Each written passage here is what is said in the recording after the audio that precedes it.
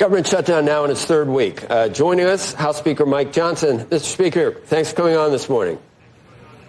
Glad to be with you, as always. It's good to see you. You know, you've done your job. I know you got a lot of opinions and comments and everything else, but this is like really not your problem. I guess it is. It's all our problem. But you sent over a bill to the Senate, and that's where Senate Democrats are not giving it the go-ahead to reopen the government.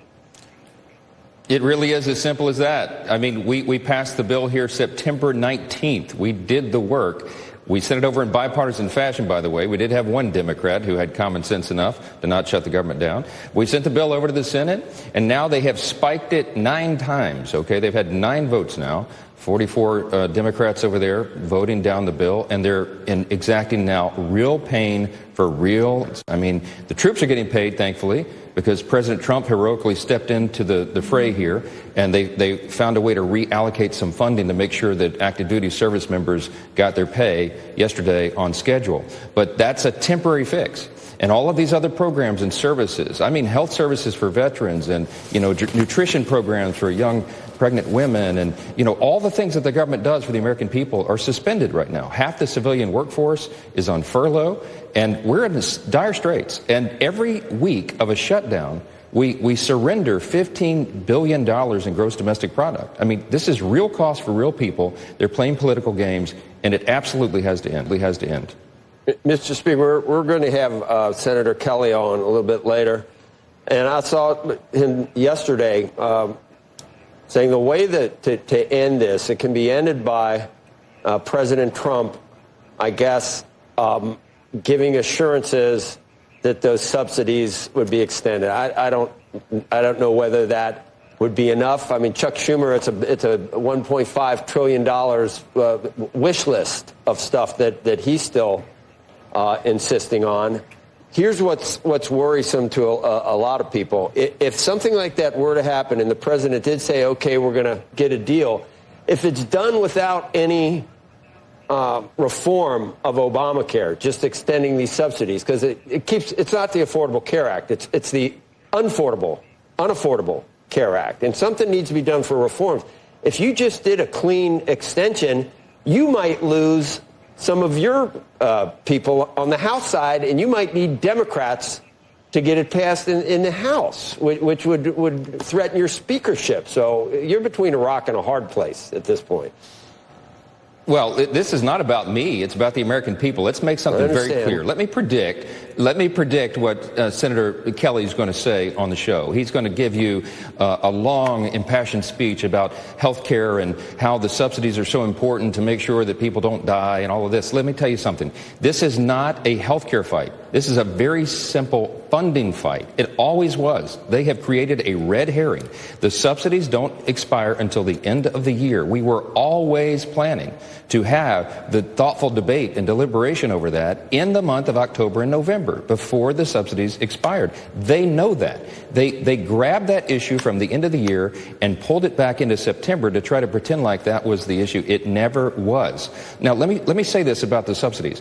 It needs a dramatic amount of reform if indeed they're going to be extended. Because as you know, there was no income caps. You have very wealthy people getting subsidized for health care. It was a COVID-era patchwork situation that the Democrats did on their own. And by the way, they voted to put the expiration date on it at the end of 25. They did that themselves. Why? Because they knew it would have been absurd to try to extend it any further. It has driven the cost of health care up dramatically. There's no hide protections in that program. So the point is, that is a very complicated issue. We have 535 members between the House and Senate. This is a deliberative legislative body. It takes a while to find consensus on an issue that complicated. They know that. So they have grabbed onto that. It is a farce. It is a red herring. It is not the issue of today. Today, the issue is to get the government open again so that we don't hurt our economy, hurt our national security, and hurt the American people who depend upon all these services. It's plain and simple. It's as simple as you outlined at the beginning of this interview. And I hope you'll keep bringing these senators back to that simple point. Well, there needs to be things. The expiration of subsidies is one thing, but the increase we've seen in how much it costs to maintain Obamacare is significant. And Kimberly Strassel, this is a week or two ago, the government mandates and insurance subsidies have created a toxic stew of industry consolidation, inflated payments, opacity about the payments, constrained choices, and the steady erosion of better employer-sponsored plans. It's not as simple as just extending these. Here's the other thing that I might ask the Senator, Speaker Johnson. Both sides, we know what happens in this country. Republicans have fervent beliefs about something. Democrats have fervent beliefs and deeply held beliefs about health care. So in this case, they're saying it's different this time. This is so important that we are allowed to close down the government because it's so important to us because we want people to have health care. Republicans have issues that are just as important to them, and this opens the possibility of getting the other side through blackmail to do what they want by closing down the government. And it's hypocritical in anything that sugarcoats it beyond. I don't see how they can look in the camera with a straight face and say anything other than that. That's exactly right. And they have voted over and over and over on short stopgap funding measures like CRs. In fact, 29 out of 30 times since 2017, Chuck Schumer has voted for CRs. He voted for this exact measure in March of this year, 7 months ago, and gave impassioned speeches about how it was the only thing, the only option, regardless of all of our different preferences and opinions on legislation. Republicans care about health care. We're not just talking about it, we're doing it. In the big, beautiful bill, in the Working Families Tax Cut, we reformed Medicaid to make it work better.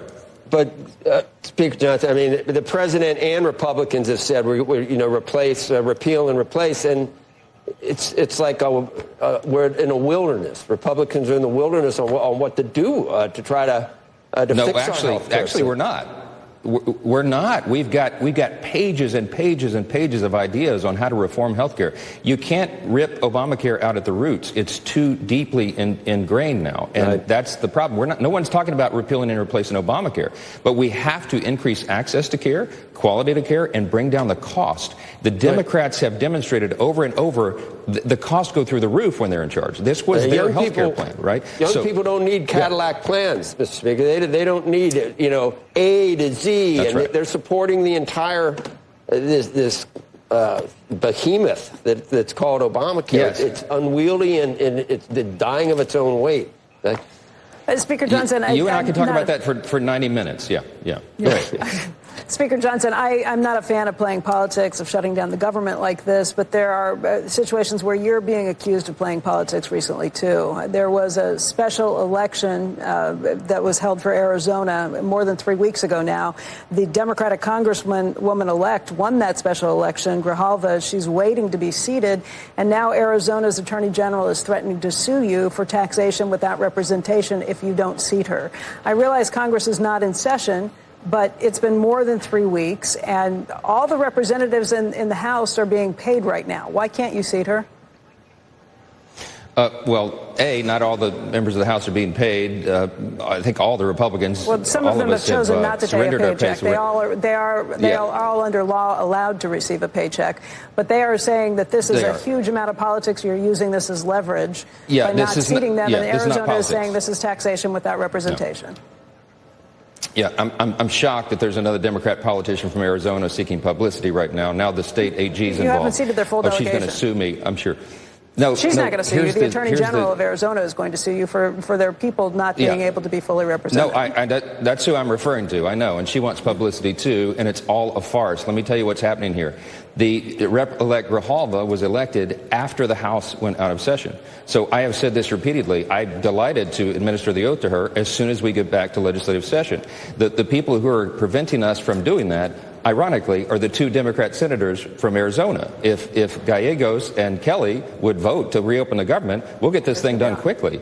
I'm following right now the Pelosi precedent. When my dear friend and colleague from Louisiana, Julia Letlow, in very similar circumstances, was elected to fill in a special election to fill the seat of her late husband who passed, died because of COVID. Nancy Pelosi took 25 days to administer the oath. Rep. Grijalva, won an election to take her father's seat in Congress. It's an amazing thing, and we congratulate her her for that. And I'm looking forward to administering the oath. But we have to get back to work. The lights have been turned out here. Chuck Schumer and the Democrats have shut down the government. And the first order of business is to make sure that American people, federal employees, law enforcement agents, Border Patrol agents, TSA, air traffic control get their paychecks so we can keep the government functioning. And then we'll get to the ceremonial duty of administering the oath. In the meantime, she can be working for her constituents. She has hired staff.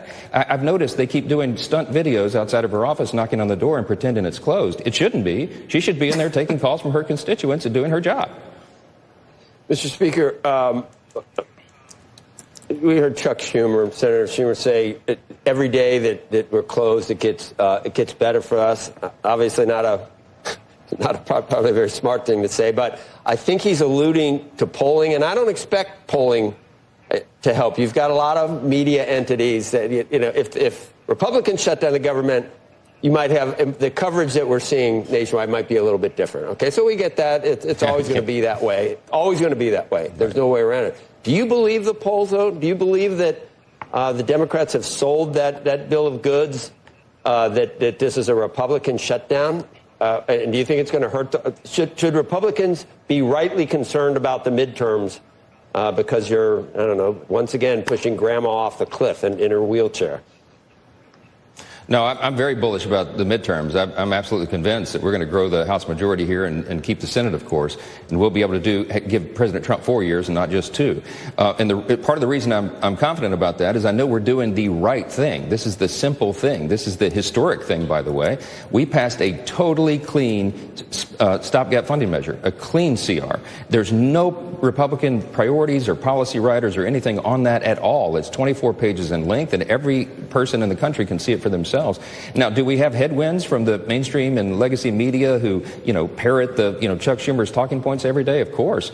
But the American people are not stupid, and they understand what's going on here. And the polling that we're seeing is moving the needle rapidly in our direction because they know our message is simple because the truth is simple. And it's very easy for me to go out and debate anybody or do interviews. I'm constantly out on the airwaves trying to just relay the simple truth, and it sounds repetitive. But that's what it takes to saturate, the message. And people are getting it. And I know, and Chuck Schumer knows, that what he's doing is wrong. And you can roll the tape and play his own speeches. In fact, play the floor speech that he gave in March of this year on the identical scenario, where he said it would be morally wrong and outrageous and selfish to close the government down because it would hurt real Americans.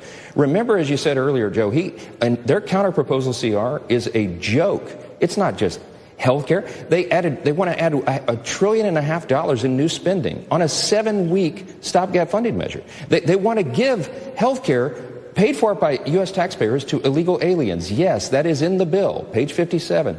Look at section 2141. They want to unwind we cut all the fraud, waste, and abuse in the One Big Beautiful Bill. They want to reverse all that. They want to give $500 million to the Corporation for Public Broadcasting again. I mean, all sorts of things. And they want to pull $50 billion from rural hospitals while they're claiming that they care about Americans' health care. It is a joke. They know it. They need to give it up and open the government.